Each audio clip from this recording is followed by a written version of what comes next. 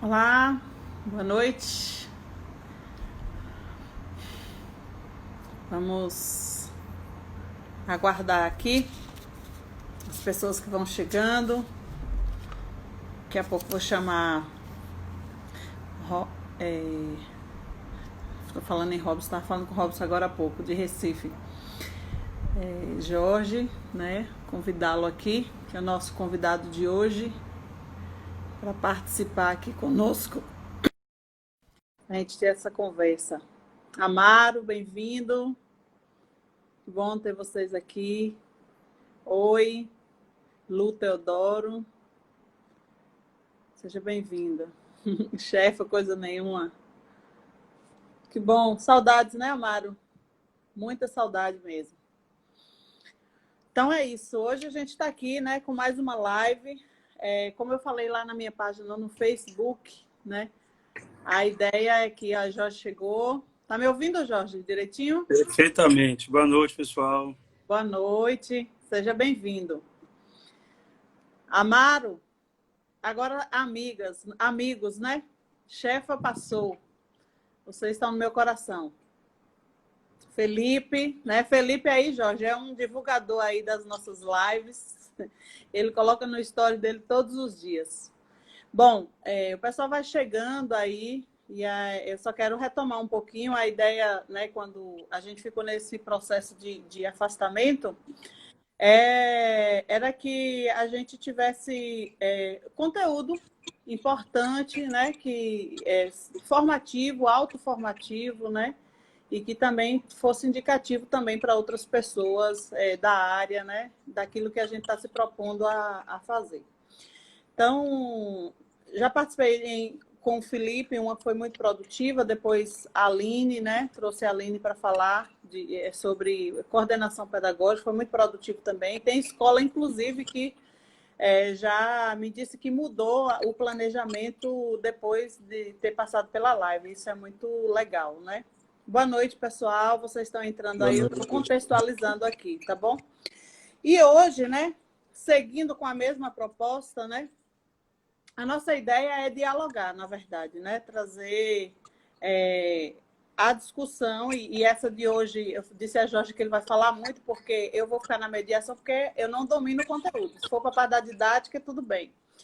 A proposição de hoje, como das outras lives, é que a gente pense nos desafios para esse momento, mas que a gente pense também no conteúdo em si, no que diz respeito a princípio de formação, né? Não do conteúdo específico da matemática, né? Porque acho que esse não é o espaço, mas pensando nos aspectos formativos, né? Autoformativos, né? O que é que nós precisamos pensar? Bom, falando um pouquinho de Jorge, que eu vou passar a palavra para ele, né? Eu o conheço de sala de formação, né? Ele foi convidado por mim, né? Eu coordenei aí durante um período, né, de formação em alguns municípios, em especial em Salvador, né, que é altamente desafiador, e o acompanhei na formação. Então, conheço o seu trabalho, né, a didática do trabalho dele com formadores, que, por sinal, muito bem avaliada em todos os espaços que ele passou. Né? Então, Jorge é matemático, especialista em matemática e novas tecnologias, bem apropriado para o momento, né? E mestrando em matemática, professor no momento, então vai falar também de um lugar de quem está vivendo esse momento, né, de ser professor, de estar professor e ter que conduzir o processo de ensino durante a pandemia, né? Então, também Jorge está com uma proposta bem interessante, né, que é a Forcom, né? Vocês podem acessar lá no YouTube, que vem com uma proposta também de conteúdos formativos, né? Alguns vídeos a gente já observou, né, que eu estava vendo com o Felipe, que alguns dá até para as crianças, né? E é isso, né? Um excelente formador, muito bem avaliado. Seja bem-vindo, Jorge, que seja essa live, ela possa, na verdade, fazer com que nós possamos refletir juntos acerca de todos os desafios do momento. Boa noite, Gerry. Boa noite, pessoal. Saudar aí meu professor Edelmiro, que acabou de entrar aí da Faculdade de Teologia, lá da Faculdade Batista. É uma outra formação que eu estou aí engrenando. tá? Agradecer imensamente a Gerry pelo convite. Você sabe que é uma honra poder conversar com você. A gente já se conhece aí de viagens, né? Itapetinga, Isso, Salinas, muitas formações aqui em Salvador. E muito. graças a Deus a gente tem aí se esforçado para contribuir, né? Porque é uma área que precisa muito, muito de ajuda, muito de suporte. Nós, professores, precisamos muito disso. Verdade. Um breve comentário acerca de minha formação, né? Jerry já falou. Atualmente sou professor do Colégio Militar de Salvador, sou oficial das Forças Armadas e professor de matemática, né? Mas já passei por todos as possibilidades de ensino que vocês possam ter. Já fui professor de Catu, já fui professor de Lauro de Freitas, já fui reda no estado, já fui professor de escola de bairro, já fui professor de escola com mensalidades também um tanto quanto altas. Então, assim, graças a Deus a gente consegue, eu passeio por todos os espaços e a gente percebe que, independente dos espaços que a gente passeia, os anseios são os mesmos, as dificuldades são as mesmas, independente do colégio, né?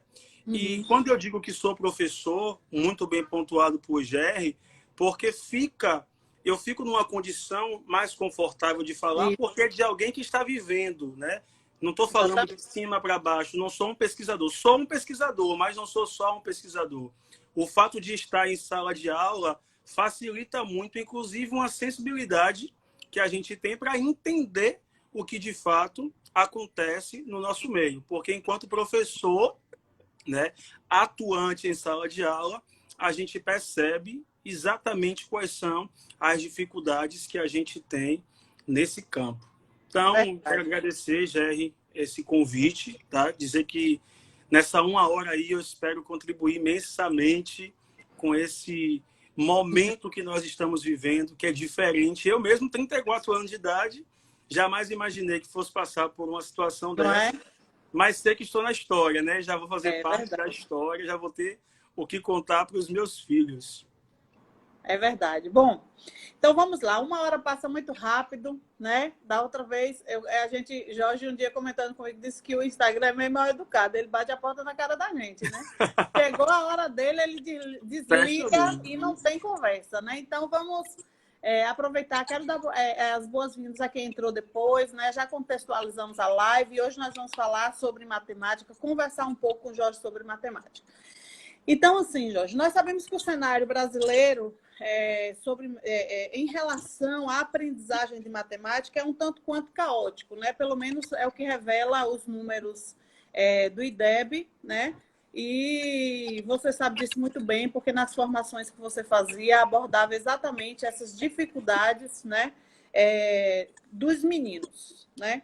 Mas eu quero começar perguntando a você. Quero pensar um pouquinho, né? E junto com o pessoal que está aí conosco, aqui já vi aí que tem diretor de creche, Jorge, que entrou aí agora, que tem uma expectativa de nós pensarmos um pouco sobre toda essa dificuldade. Eu conversei com você, analisando também alguns materiais, né, online, de aulas para a educação infantil, e a gente sabe da luta que nós estamos enfrentando. Então, a primeira coisa que eu gostaria de pensar, que você falasse um pouco, né, é sobre os desafios para ensinar e aprender matemática nesses tempos de isolamento. Se para as outras disciplinas existe um desafio muito grande, onde o foco na leitura e na compreensão dos textos, seja de português, seja de história e de geografia, já é grande, eu gostaria que você falasse um pouco sobre isso. É diferente para matemática? O desafio é maior? Quais desafios você está enfrentando? Os seus alunos estão enfrentando? Fala um pouco sobre isso para a gente. Então, Jerry, matemática sempre foi a disciplina, né, taxada como a responsável até por evasão escolar, né? A gente tem muita dificuldade porque os alunos sentem dificuldade de matemática. A bem da verdade, a dificuldade que os alunos vão passar a ter em matemática, ela nem permeia tanto a educação infantil, né? Por que não, né? E aí é o nosso principal problema. Porque na educação infantil e nas séries iniciais, a matemática ela é muito concreta, né? Principalmente nas primeiras séries do ensino fundamental, onde um aluno, né, ele tem muitos materiais. O professor ele tem uma gama de materiais de forma concreta que dá para se trabalhar, né? Estudos apontam que a dificuldade em matemática começa a partir do momento em que ela começa a ficar abstrata demais, né? Então, isso não acontece na educação infantil e nem nos ensinos iniciais, por conta dessa concretude de materiais que a gente tem. Sim. E aí, o que é que acontece em tempos de isolamento social? A gente perde essa concretude. A gente perde exatamente esse algo palpável, que é exatamente um dos motivos pelo qual a matemática não tem tanta dificuldade no ensino fundamental 1. E aí, nesse momento de isolamento social, onde as aulas são forçadamente online, onde os meninos estão na tela de um computador, exatamente essa bengala que a gente tem do ponto de vista pedagógico que facilita o processo, né? Jean Piaget vai dizer que nesse momento, nessa idade, você tem uma perspectiva de aprendizagem muito maior, justamente por causa da ideia do concreto. A gente perde isso. Então, sim, o professor da educação infantil, o pedagogo, perde uma das principais ferramentas que ele tem no ensino da matemática nesse momento de isolamento social. E aí, a gente, como você falou, a gente analisando alguns vídeos, né, algumas aulas, né, há um esforço enorme dos professores, né? Há um esforço enorme. Você percebe que eles estão ali da melhor forma possível, né? Com coração naquilo que eles estão fazendo, porque, para mim, é a profissão mais linda que se tem. Você percebe amor no que as pessoas estão fazendo, mas, por mais que a gente se esforce para fazer o nosso melhor, tem essa deficiência, porque a gente perde, primeiro, o contato com o aluno, a gente perde, para quem ensina em uma escola particular, né, que tem aqueles materiais dourados, que tem o ábaco, né, que tem diversas ferramentas concretas, o professor da educação infantil perde.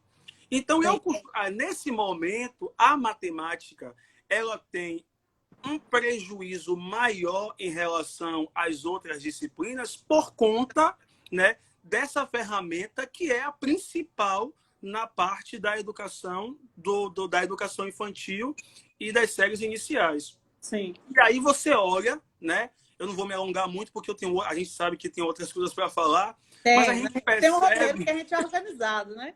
Tem que ter um roteiro, né? Não, apesar de ser algo espontâneo, mas a gente precisa estudar o que a gente vai falar. E eu acho que esse ser produtivo, é né? a nossa principal característica e talvez o nosso principal atenuante.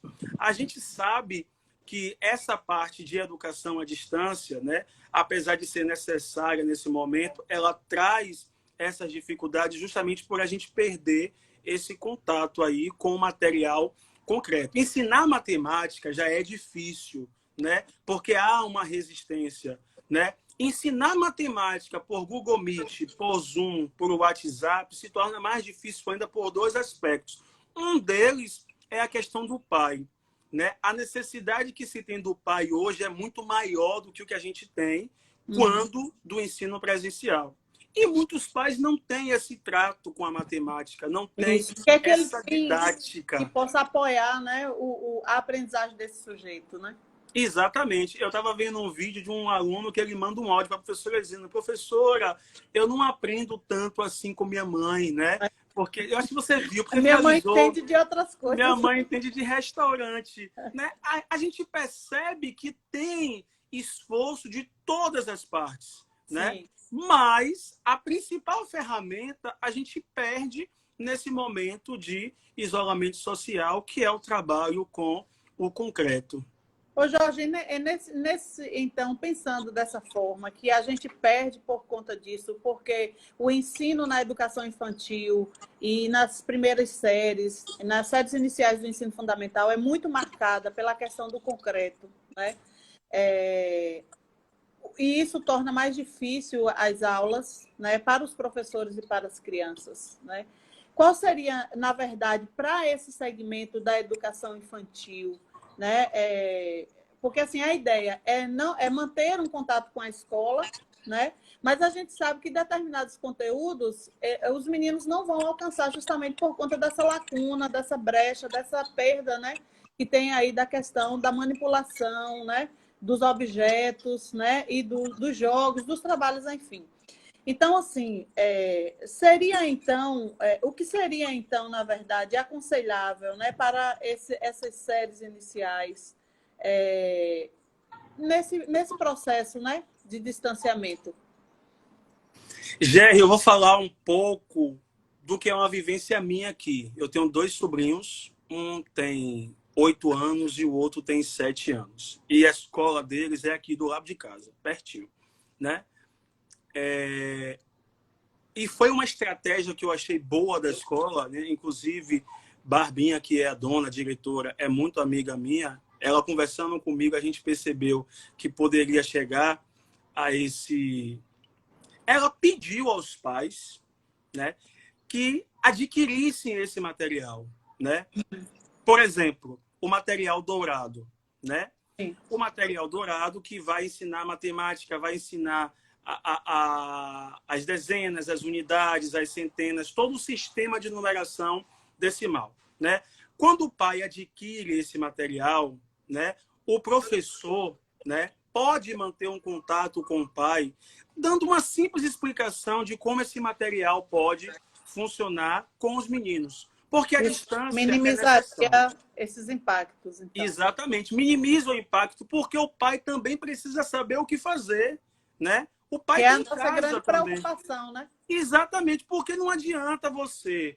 Claro que eu não quero fazer uma crítica aos professores nesse sentido, porque eu sei, como eu falei, né? O esforço é enorme, a boa vontade é grande, mas às vezes a gente precisa repensar algumas coisas, porque senão a gente está fazendo uma coisa que pode ser em vão para uns e não para outros, né? Primeiro é a questão do acesso à internet, né? Pesquisas indicam que só 20% dos alunos talvez tenham acesso à internet. Sim. E aí, o que essa escola fez que eu achei louvável, né?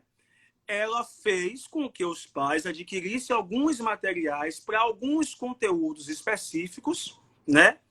E fez uma live com os pais, ensinando aos pais como eles poderiam trabalhar com esse material com os alunos, porque os pais, nesse momento, são mais parceiros do que no momento da educação presencial. Porque não adianta a gente passar uma atividade para casa e dizer, me diga aí no número 343, o que o número 346, para usar algarismos diferentes. O que o número 3 representa, o que o número 4 representa e o que o número 6 representa. Isso fica algo bastante abstrato, é algo que é necessariamente concreto, porque você consegue representar isso de forma visível, mas que fica abstrato se você não perceber nesse momento que para o aluno, né, ele não tem a vivência com o material. Então, eu acho que se a escola, né, através, né, das redes sociais que tem, com certeza toda escola hoje tem um grupo de WhatsApp com os pais dos alunos. Então, se a escola viabilizasse, né, a compra, não a compra em si, mas indicar ao pai, vai ser necessário que você compre esse material, porque para esse momento, para né? esse momento, para esse conteúdo. Você não precisa passar uma lista grande, porque você não sabe quanto tempo vai durar o isolamento social. Então, a gente tem que fazer as coisas de forma paulatina, porque isso vai minimizar muito os impactos. Por quê? Não são materiais caros, né? São materiais que você encontra no Mercado Livre a preços acessíveis e com prazo de entrega bastante curto. Claro que eu sei que vai envolver aí questões financeiras, mas tem coisas que são talvez inevitáveis para esse momento. E mais do que você viabilizar a compra de um material, é você ensinar o pai como usar esse material. E isso Sim. é simples. Você Então, tem faz que um estabelecer vídeo. um canal de comunicação com os pais, Jorge, pelo que você está falando, que não seja apenas de notificação e de informação do que está enviando, mas que seja um espaço também formativo para esses pais. Porque, assim, Exatamente. eu coordenando muito tempo escolas também, a gente percebia a necessidade de que o pai soubesse sobre aquilo que a gente está fazendo na escola, né? E não soubesse apenas para ter a informação, mas porque ele sabe, por exemplo, se a gente está mudando em relação à concepção que a gente tinha em relação a determinado assunto, né? Ou conteúdo, ou forma de fazer. Né? Então, é importante que a escola estabeleça com os pais um processo que seja também de formação para esse espaço, porque o que eu discutia muito, e eu sempre tenho dito, é que, por exemplo, aqui em casa tem ensino médio e ensino fundamental 2, tem conteúdo que eu não consigo avançar com os meninos, entendeu? Eu não consigo ajudar. E eu sei que a escola também não vai conseguir desenvolver muito isso com todo mundo, mas a gente está falando especificamente de crianças pequenas e séries iniciais, né? Então, é importante que, tendo esse material, a família agora tenha acesso a ele, porque às vezes, Jorge, a gente está falando aqui de comprar, mas às vezes a própria escola já tem, né? Às vezes, no início do ano, foi solicitado para os meninos determinados jogos. Agora é o momento de ter um contato com esses pais para isso, né? Por exemplo, o Felipe é coordenador de uma escola particular em Pindobaçu, né? Lá na região do Senhor do Bonfim. E ele colocou aí, aqui, cada aluno tem seu ábaco e material dourado, e nesse momento nós enviamos todos para casa. Pronto, é isso que você está falando. Exatamente. Né? E agora, assim, o que precisa estabelecer é essa outra ponte de como faz. Né? Exatamente. O pai como precisa faz? saber como faz. A gente vê tantos vídeos na Rede Bahia, né? De Isso. manhã, os meninos indo para a escola, né? Aí dá um bom dia aí para a Rede Bahia. Vamos fazer uns videozinhos com os meninos manuseando o ábaco. Vamos fazer uns videozinhos com os meninos. Por exemplo, a professora passa para a Júlia, que é a minha sobrinha. Ô, Júlia, como é que você representa o número 328 usando material dourado? Pede para a Júlia fazer um videozinho de 2 minutos. Você entretém, né? Você entretém o seu filho, o aluno, nesse caso, né? Tem esse canal de comunicação. E aí os pais conseguem dizer a Júlia, aquela plaquinha, porque eu poderia até ter pego um material dourado, mas vocês sabem do que eu estou falando. Olha aquela plaquinha ali, vale 100, né? A barrinha vale 10 e o cubinho pequeno vale 1. Então, para eu ter 300, eu preciso de quantas barrinhas, eu preciso de quantas plaquinhas. Faz um videozinho de 2 minutos, como se fosse uma tarefa de casa, mas uma tarefa de casa extremamente interativa. Né? O pai, nesse momento, está, Gerry, muitas vezes sem saber o que fazer. Sim, sem dúvida. Eu estou falando porque eu estou com minha cunhada aqui, que ela está em casa, e ela fala, Jorginho, eu não sei o que fazer, porque às vezes vem muita atividade. Eu digo, calma, Fu, vamos tentar encontrar. Aí faz um revezamento, ela ensina, minha irmã ensina, né, que é o pai de meu outro sobrinho, justamente porque os pais, nesse momento, percebem o que, é que os professores passam dia a dia. E não só com um aluno, mas com 42, com 37, com anseios Mas diferentes. ele sabe como fazer, né?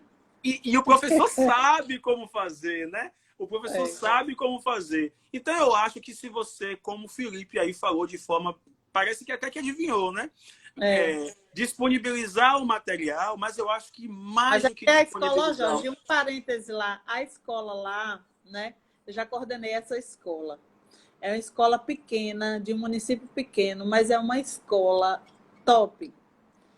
Que acompanham pesquisa, é uma escola preocupada com o que acontece no mundo, com a mudança, com tudo, entendeu? Lança mão de documento para planejamento.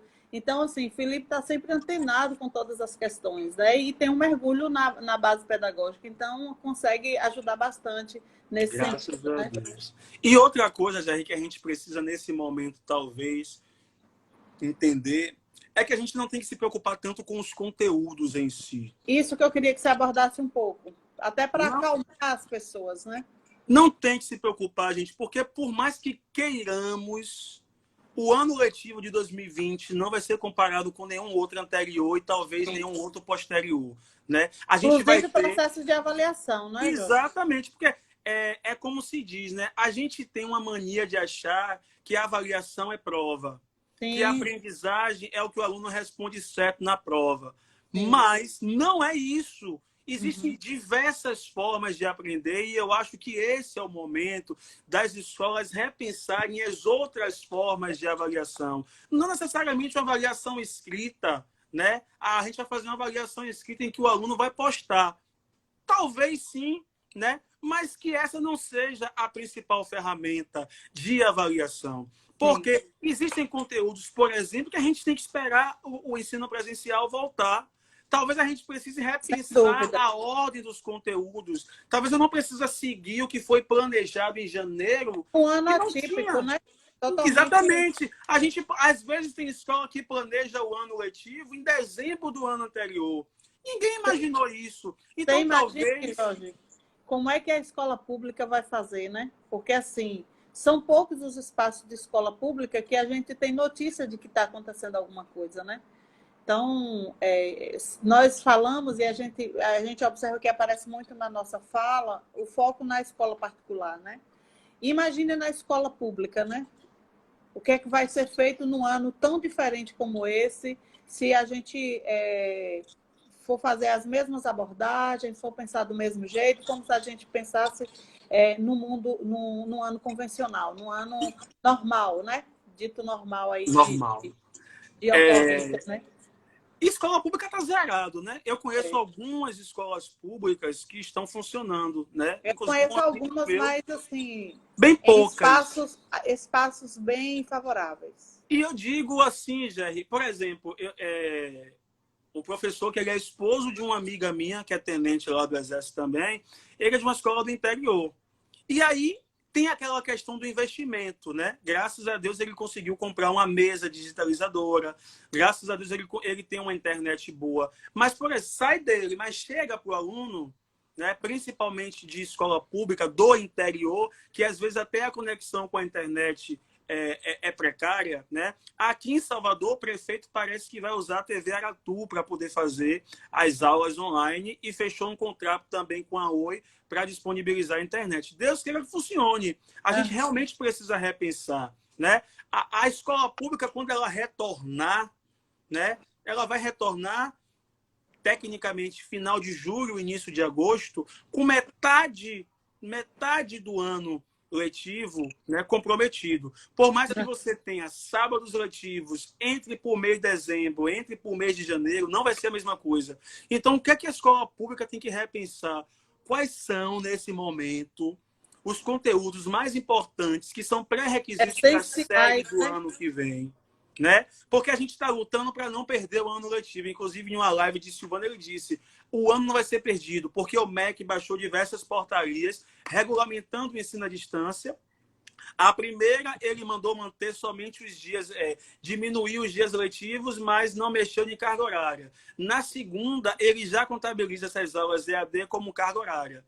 A gente vai votar com praticamente 50%, 60% da carga horária comprometida. Então, nesse momento, o que é que eu tenho que fazer? O currículo que eu vou seguir, qual é? O padrão? Não, óbvio que não. Né? Se eu estou no quarto ano, né, no quinto ano, que é final de ciclo, o que é que eu tenho que fazer para que meu aluno, ano que vem, quando chegar no próximo ano, não tenha tanta dificuldade assim? Então, a gente tem que pensar exatamente nos conteúdos que são pré-requisitos para a série seguinte.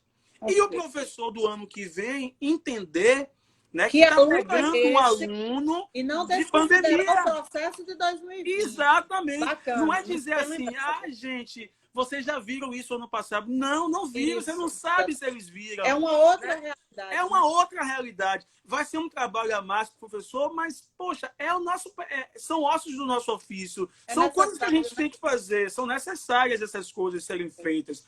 E na escola particular, que você já tem, né, uma aula online, né, que você já tem esse encontro, por mais que seja menos, mas pelo menos não está no 0 a 0, você também tem que repensar o conteúdo. Você tem que chegar para a sua coordenação e dizer: olha, eu acho que esse conteúdo aqui a gente pode esperar voltar ao presencial, né? Não é, pô, eu vou seguir à risca o que foi planejado antes de se saber que tem uma pandemia.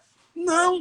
Então, a gente tem que ter esse filezinho no sentido de, pô, vou esperar tal conteúdo para quando a aula for presencial, porque vai ser melhor para o meu aluno, vai ser melhor para mim. Ok. Jorge, Idelmiro colocou aqui, tem uma filha de 9 anos, as aulas dela são gravadas, situação difícil, né? Às vezes, tirar dúvidas, né? Eu também penso que, na verdade, um dos impactos muito grande, né, em relação à matemática é essa ausência do profissional que entende para tirar essas dúvidas, né? Mas eu gostaria de falar aqui agora, Jorge, porque senão a gente se perde no tempo. Nós falamos do desafio de ensinar e de aprender matemática nesse momento, e agora eu gostaria de pensar assim, como nós estamos falando para professores, pensando em professores de séries iniciais e educação infantil, a gente percebe, focando agora nos resultados que nós temos, e agora a gente vai falar de aprender e ensinar matemática, independente de pandemia, vamos falar de matemática, né? O que a gente observa, na verdade, é que existe um impacto na questão dos saberes dos professores. Deixa eu explicar para não ser ofensivo. Os professores de séries iniciais, polivalentes, geralmente pedagogos, né? Eles são convidados a ensinar o que nem sempre eles aprenderam, né? Então, o que a gente percebe em relação a isso? Que os resultados que nós temos na matemática hoje no país também têm uma relação com a formação ou a não formação dos professores para ensinar algo tão específico. O que é que você pensa sobre isso? Gerry, se tem uma área que eu me sinto confortável em falar, é a área dos professores pedagogos, porque é uma área que me inquieta há muito tempo e que eu pesquiso há muito tempo. Inclusive, minha primeira pesquisa foi meu TCC da graduação, foi sobre a formação matemática dos professores das séries iniciais. E a gente percebe uma dificuldade muito grande que a gente sabe que não é culpa de nosso colega, né? Sim. Tem uma frase de Biratan D'Ambrosio, que é um dos meus ídolos da matemática. Ele diz: como acreditar que a matemática, né, possa ser aprendida de forma dinâmica se o professor nunca teve isso, nem enquanto ele era aluno, né, e nem enquanto professor, aluno do curso de pedagogia de uma faculdade. Se a gente pensar hoje, a média de idade de professor que se tem hoje no Brasil é uma média de 36 a 57 anos. Se a gente observa, a educação infantil e fundamental do nosso professor atualmente está beirando a década de 80, década de 70. Década em que a matemática, ainda antes da matemática moderna, né, vai ser aquela matemática puramente técnica. A matemática lá ainda resquícios da matemática do período do regime militar, que era uma matemática extremamente técnica, mas uma matemática completamente destoada da realidade, que é o que hoje a gente tem nos dias de hoje. Aí você tem um professor pedagogo, né, que se forma em pedagogia, e ele vai ter 65% dos conteúdos da faculdade falando de coisas gerais. Fundamentos da educação, fundamentos sociológicos da educação, história da educação. E os outros 35% a 40% focando disciplinas específicas. Para você ter uma ideia, eu analisei 78 currículos na minha formação lá do TCC. Em todos os currículos de pedagogia, você tem uma disciplina só de metodologia da matemática. Então, você percebe que a formação do professor pedagogo que vai ensinar matemática para os alunos é uma formação deficitária, né? É uma forma, inclusive, que tem que se repensar. Então, essa dificuldade, às vezes, de se ensinar matemática, e eu estou falando, pedagogos, com você, não é um tom de crítica, é um tom realmente de eu perceber a angústia que se tem de você querer fazer o melhor e, às vezes, não consegue porque não teve essa formação, né? A gente percebe que isso impacta diretamente no ensino em sala de aula e na aprendizagem do aluno, né? Claro que a gente não vai querer encontrar culpados aqui, né? A gente está querendo encontrar soluções. Eu tenho um livro muito bom que eu vou indicar para vocês depois. Depois não, vou falar logo. O livro de Daniel Barros, que ele fala País Mal Educado. Né? Não estou ganhando dinheiro com ele, não, mas é porque realmente é um livro muito bom. Apesar dele ser crítica a professor, e eu acho que professor não tem que ser criticado enquanto ele não tiver uma formação realmente adequada. Que o apoie, né? Não é para ser criticado. Para mim, o professor só tem que ser criticado quando você tiver certeza que ele teve uma formação extremamente adequada e ele não está colocando isso em prática.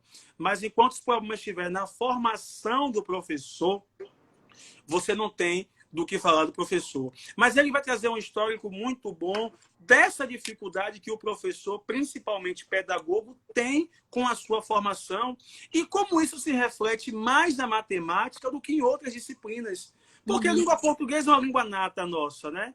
Falar de geografia e de história também é complicado, mas não é tão quanto a matemática por conta das especificidades dessa disciplina. Então, o professor pedagogo, né? Inclusive, como você citou a Forcon, a minha ideia da Forcon é justamente dar esse amparo ao professor, é ele ver exatamente na Forcon o que ele não viu em sala de aula, como ensinar a história da matemática, como usar jogos matemáticos em sala de aula, que tipos de jogos, tecnologia, né, que é o bambambam do momento, né? Hoje, sem a tecnologia, a gente não estaria nem nesse bate-papo aqui. Então, eu acho que, pós-pandemia, as faculdades têm que repensar o currículo, né, principalmente da pedagogia, porque a gente precisa realmente ter uma formação mais adequada para ensinar as disciplinas especificamente. Na questão, quando era o magistério, Jorge, eu fiz o antigo magistério, ainda tinha algo que era a questão das metodologias. Nós fazíamos metodologias, né? E essas metodologias nos ajudavam acerca de planejamento e de algumas questões. Não entrava na especificidade, mas o professor, quem saía dali ia ser professor, tinha minimamente uma ideia do que ia dar. Eu sou sobrevivente da matemática. Não me faça pergunta difícil, não entre no conteúdo, não discuto, né? Mas me arrisco na questão da didática. E a gente sabe que a questão da didática ela está aliada exatamente sobre a questão, o domínio de como ensinar, mas eu preciso ter dominado antes o conteúdo a ser ensinado. E isso é um fato que fica evidente, inclusive nesses vídeos que nós analisamos, né, que com muita vontade os professores estavam fazendo, mas que existiam grandes problemas em relação à questão do conteúdo matemático em si, né? E acho que a postura é exatamente como o Felipe colocou aqui, né? Que quando estava chegando na parte de fração, que dava vontade dele correr, né? Sair correndo, né? Era desesperador. E, assim, eu tive toda uma história difícil com matemática, desde as séries iniciais. Eu me lembro de uma professora minha, né, que chegou para mim e disse assim, ei, bateu assim, eu chorando, né, ali, porque não conseguia resolver aquelas contas de dividir que tomava o quadro todo. Ela disse, essa daqui não aprende, não. Bateu assim no meu ombro e disse, essa daqui não aprende, não. E, de fato, ela profetizou, não aprendi mesmo, não. Mas, assim, felizmente, a gente pode ir para outras áreas. E eu vejo o seguinte, Jorge, tem duas questões, né? Concordando com você.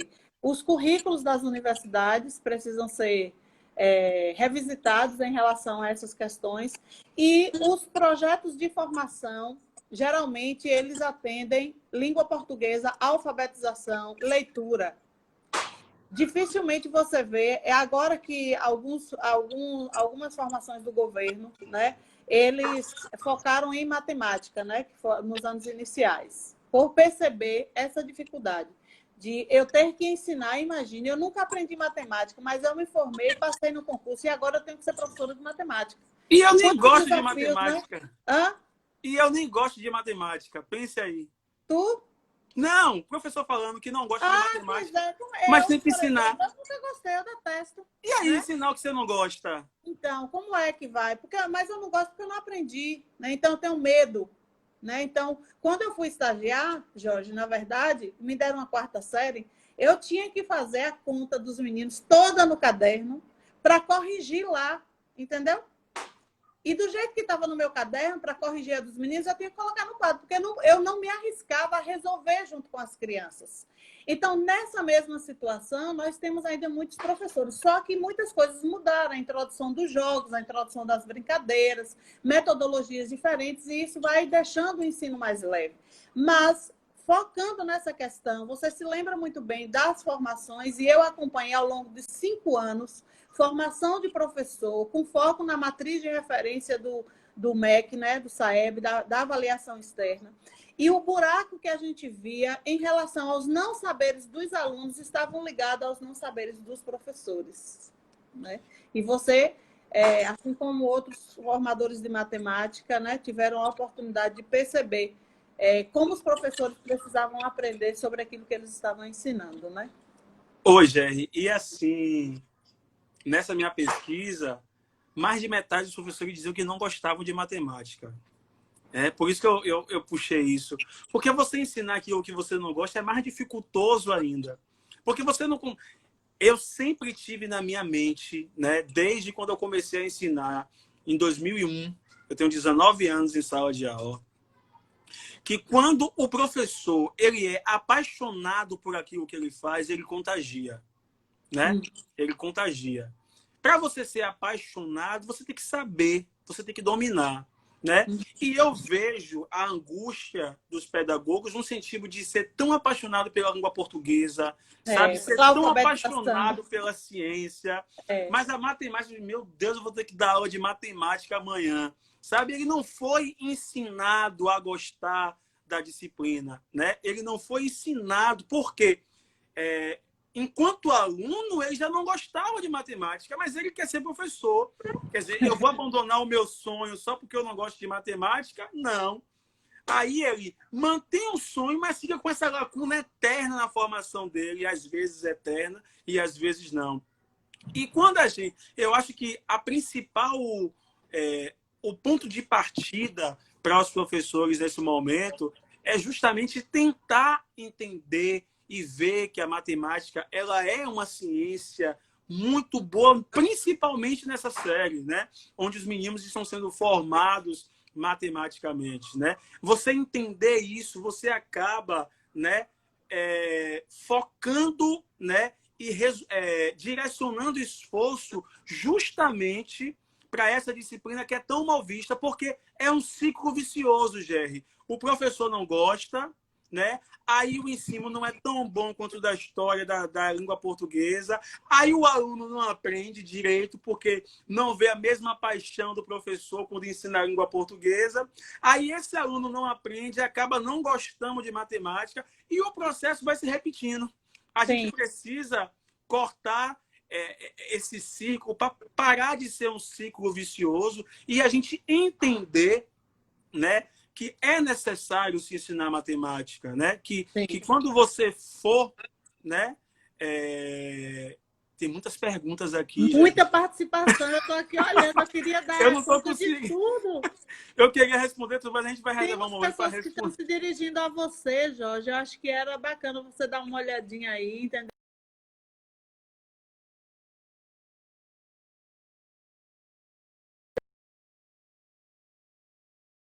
Que eu gosto demais de trabalhar com formação de professor. Eu vou dar Você pode continuar falando aí com o público, Jorge, eu vou ajustar só o meu carregador aqui, tá bom?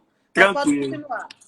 E assim, eu gosto demais de trabalhar com formação de professor, porque eu vivi isso, né, enquanto aluno. Eu tive professores que tiveram dificuldades e você jamais vão me ver criticando o professor, porque eu sei que eles não estão fazendo o melhor, porque eles não estão podendo fazer o melhor.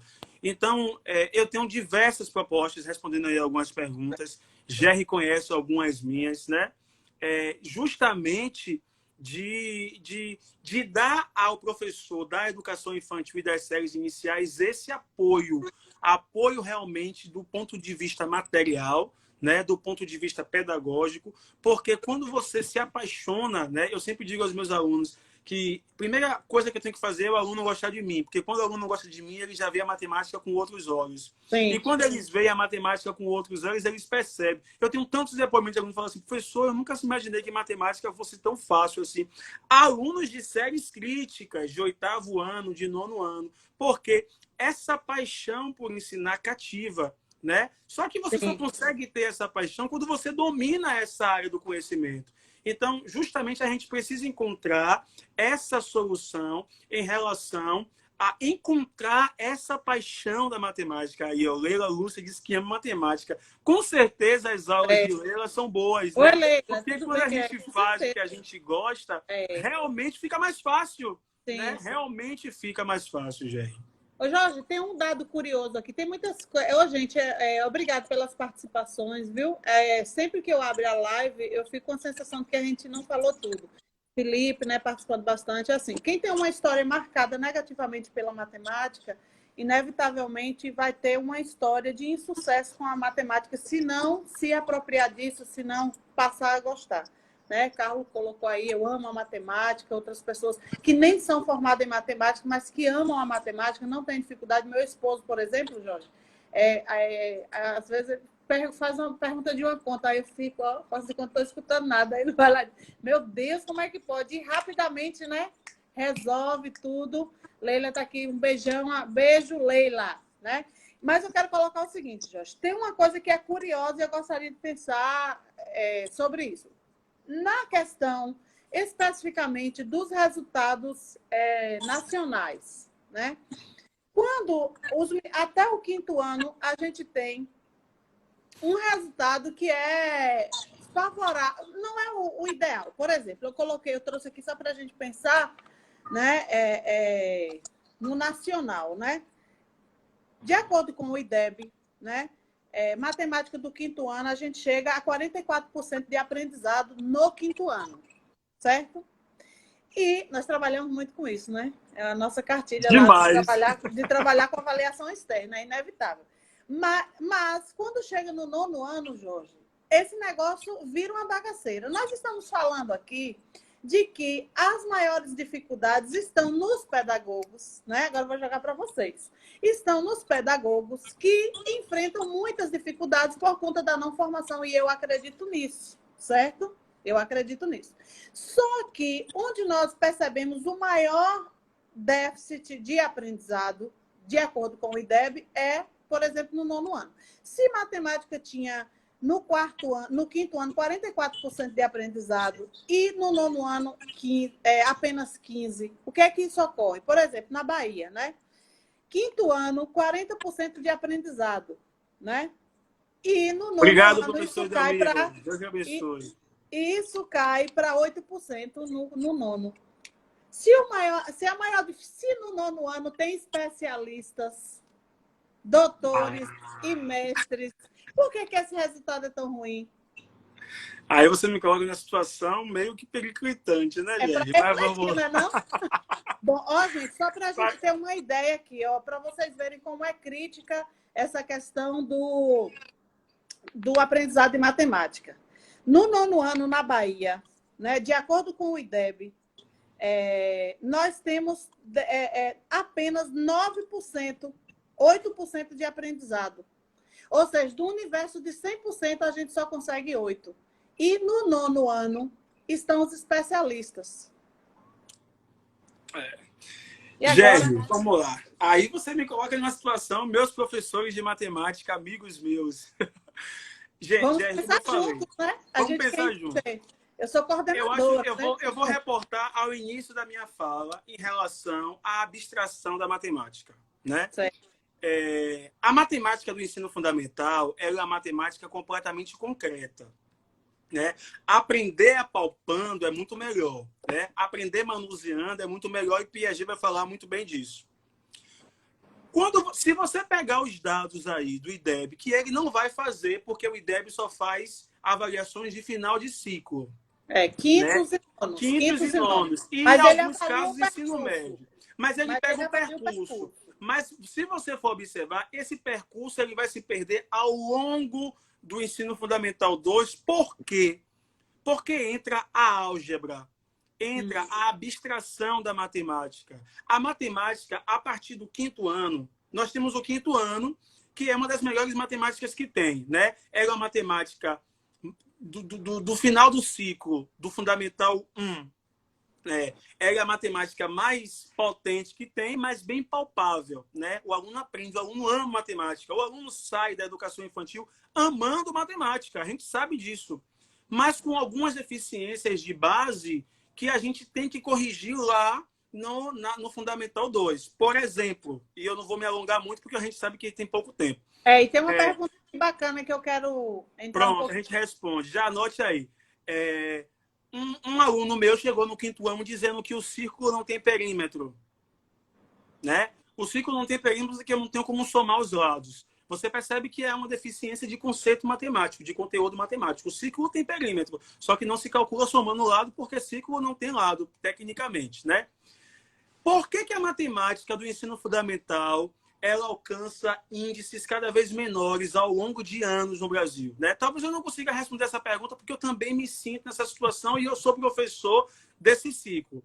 Mas estudos apontam que a abstração na matemática, você trabalhar com álgebra, né, dificulta demais o processo. Ainda que no final do ciclo 1 você tenha pedagogos ensinando, que a gente fala, pô, mas pedagogo não tem muito trato com matemática. E por que os resultados são melhores? São melhores. Por conta de uma questão cultural e de uma questão de contextualização de vivência na matemática naquele momento. Porque se fosse o contrário, né? E eu não estou querendo fazer um embate entre pedagogo versus professor de matemática, é óbvio que não é isso. Mas se fosse o contrário, tipo, se o professor de matemática tivesse, talvez, ensinando nas séries iniciais, esse resultado do Fundamental 1 poderia ser muito maior, né? Não dizendo que o matemático vai ensinar melhor do que o pedagogo porque é melhor. Não, é porque é uma área de conhecimento do matemático. Né? Ele domina demais isso. Só que quando você chega para o nono, você tem dificuldades históricas do nono e dificuldades contextuais com relação à abstração da matemática. Por que física, né, lá no ensino médio vai cair mais ainda? Porque a física ela consegue ser mais abstrata do que a matemática. Então, a matemática do ensino fundamental 2, ela passa por uma ruptura de concreto para abstrato, talvez muito grande. E que talvez a gente exija de nosso aluno um conhecimento de uma forma muito rápida, Gerry. Gerry, para você ter uma ideia, eu vou ficar só mais um minuto. Para você ter uma ideia, para a história da matemática aceitar que existem números negativos, demorou-se quase 400 anos. Matemáticos renomados que faziam isso, que viviam disso, demorou quase 400 anos para aceitar que número negativo existe. E a gente quer que o nosso aluno aprenda no 7º ano, em uma unidade escolar. Então, você percebe que, às vezes, a gente quer que o nosso aluno aprenda conteúdos muito em pouco tempo, né? Para a abstração que esse conteúdo tem. E você vai enxertando conteúdos, porque você tem que cumprir um currículo, e você... Não, mas se você não aprender número negativo, você vai ter que aprender equação. Então, você percebe que essa velocidade para algo que é muito abstrato, né, nessa série, porque é abstrato e o aluno não tem essa maturidade toda para entender essa abstração. Então, você tem essa circunstância que vai fazer com que o ensino, não só no Brasil, tá? Se você pegar dados internacionais, vai cair também no ensino fundamental 2 internacionalmente por conta dessa abstração, né, que está literalmente ligada a uma imaturidade ainda do aluno de entender determinadas abstrações. Ok. Tem uma pessoa que está aqui conosco, eu não sei se ele ainda está, que é o professor Robson. Ele é de Recife, né? Está aí no seu doutorado já em matemática. Né? Muito bom tê-lo aqui. Um exímio formador, fui coordenadora dele também, nas mesmas formações que você fazia em Salvador. É um excelente formador. E eu gostaria até que, se ele estiver ainda presente, que ele participasse em relação a essa pergunta que o Felipe colocou agora. Felipe colocou assim: Gerry Jorge, já vi em outras discussões uma reflexão sobre o conteúdo de matemática no Brasil ser o mais amplo e os resultados nacionais indesejados. O que vocês pensam sobre isso? Olha, eu levei 5 anos consecutivos trabalhando no país. Ele já é doutor, viu, Felipe? Ele já é doutor, viu? Parabéns, doutor. Quem é? Felipe, o Robson botou, já terminei. Bem. Parabéns! Ele é maravilhoso, é ótimo ele. E aí, assim, ao longo desse período, Felipe, né, a gente escuta de tudo, né? As pessoas não querem colocar os resultados nacionais como resultado que seja nosso e tal. E a gente sabe que a avaliação externa ela não consegue medir exatamente tudo. Mas a gente não pode ser inocente ao passo de não querer perceber, pelos contatos que nós temos com as escolas, com os professores e com as crianças e os jovens, de que esses resultados eles têm fundamento, né? Basta a gente participar de determinadas formações com os próprios professores, e em especial dos anos iniciais, para a gente perceber o que nós dissemos antes. Então, assim, inevitavelmente, esses resultados, eles refletem, sim, né, um fato, o que nós temos, né, no nosso país, e isso é no país inteiro. Algumas partes do país, alguns estados, algumas cidades se destacam, mas, no geral, Felipe, esse resultado ele é esse mesmo, né?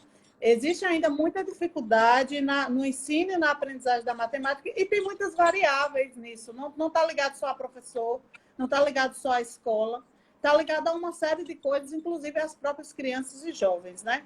Então, eu acredito, pelo trabalho e pelo acompanhamento dessas pesquisas, né, feitas dentro das escolas e dos municípios, que é um resultado, em muitos casos, e na maioria deles, um resultado.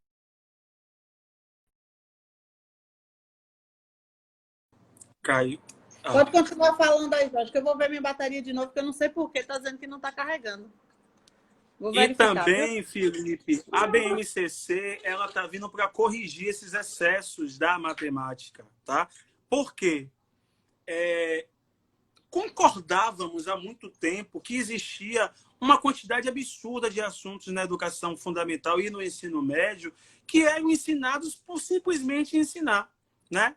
Por exemplo, a gente era forçado a resolver expressões numéricas absurdas com colchetes, parênteses, chaves, que não saíam de lugar nenhum e não chegavam a lugar nenhum, né? No 8º ano, você fazia com que o aluno ficasse exatamente resolvendo produtos notáveis grandes e absurdos. Por quê? Porque era um conteúdo propício para aquele momento. Então, a BNCC ela vem tentar justamente enxugar esse excesso de conteúdos, que eu não vou dizer desnecessários, mas eu vou dizer talvez inapropriados por momento. Porque se a gente fosse entender para que um aluno no 9º ano aprende racionalizar denominador, né? Um aluno no 9º ano aprende racionalizar denominador para usar, se for usar em cálculo 1, para calcular o limite de uma função. Então, são assuntos que você poderia extrair, não ter, perder, não vou dizer perder tempo, mas assim, não poderia focar tanto, né? Simplesmente por ensinar, né? E aí você tem um recorde, né, de reprovação ou de baixa aprendizagem por conteúdos que, se o aluno fosse focar em assuntos que são muito mais próprios dele, e aí Álgebra vai falar da aprendizagem significativa, né? A gente força o aluno a racionalizar o denominador e o aluno chega no ensino médio sem saber probabilidade, sem saber estatística, sem saber porcentagem, né? Sem saber coisas que são muito mais corriqueiras, que são muito mais, nesse momento, para a formação dele, muito mais usuais do que simplesmente ficar resolvendo, que são importantes também, né? Tangentes e secantes e cossenos, mas existem conteúdos, né? E a BNCC ela vai trazer isso com muito mais estudo, né? Inclusive eu participei das discussões da BNCC com a Sociedade Brasileira de Educação Matemática e a gente conseguiu ver um ganho considerável com a extração de determinados conteúdos que naquele momento não tinha essa necessidade de uma abordagem tão grande. E aí, Jorge, só um minutinho, nós temos 1 minuto e 58. Nossa, Gerry, só isso? Sabia? Meu Deus do céu. Vamos lá, gente. Então, finaliza, Jair, me dê 30 segundos. Deixa eu só falar aqui, Robson, eu pedi a participação, eles temos uma grande discussão em relação ao ensino da matemática. Existem muitas pesquisas em relação ao ensino da matemática e a BNCC trouxe alguns avanços em relação ao currículo. Exatamente. Exatamente. Você até abordou isso, né? Então, assim, gente, nós ainda teríamos algumas coisas, né? Mas, infelizmente, 1 hora passa muito rápido, né? E aí, Robson diz, mas precisamos investir na formação inicial e continuada dos professores. Perfeito, A continuada eu acredito. E acho que foi a Emi que colocou ali atrás, né, que ela fala sobre a questão da consistência dos dados, né, que na verdade os dados são consistentes, mas é a análise que precisa ser cuidadosa, né? Verdade. Bom, é isso, né? A gente teria muitas coisas para falar ainda, mas eu acho que foi muito bacana até aqui, né? Alguém disse assim, Jorge, fala sobre os cursos. É a Forcon, né? Acesse lá a Forcon, tem um conteúdo legal. E eu quero agradecer, Jorge, pelas contribuições e a todos que estão aqui conosco, né?